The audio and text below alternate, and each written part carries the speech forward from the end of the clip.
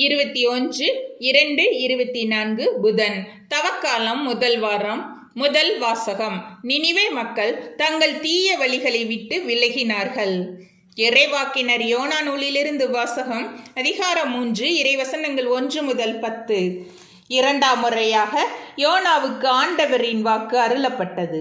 அவர், நீ புறப்பட்டு நினிவே மாநகருக்கு போய் நான் உன்னிடம் சொல்லும் செய்தியை அங்குள்ளோருக்கு அறிவி என்றார்.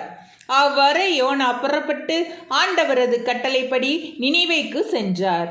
நினிவே ஒரு மாபெரும் நகர். அதை கடக்க 3 நாள் ஆகும். யோனா நகருக்குள் சென்று ஒரு நாள் முழுவதும் நடந்த பின் உரத்த குரலில், இன்னும் 40 நாளில் நினிவே அழிக்கப்படும் என்று அறிவித்தார். நினிவே நகர மக்கள் கடவுளின் செய்தியை நம்பி எல்லோரும் நோன்பிருக்க முடிவு செய்தார்கள். பெரியோர் சிறியோர் அனைவரும் சாக்கு உடை உடுத்தி கொண்டனர். இந்த செய்தி நினிவே அரசனுக்கு எட்டியது. அவன் தன் அரியணையை விட்டு இறங்கி அரச உடையை களைந்துவிட்டு சாக்கு உடை உடுத்தி கொண்டு சாம்பல் மீது உட்கார்ந்தான். மேலும் அவர் ஓர் ஆணை பிறப்பித்து அதை நினிவே முழுவதும் பறைசாற்ற செய்தான். இதனால் அரசரும் அரச அவையினரும் மக்கள் அனைவருக்கும் அறிவிப்பதாவது, எந்த மனிதரும் உணவை சுவைத்து கூட பார்க்கக்கூடாது.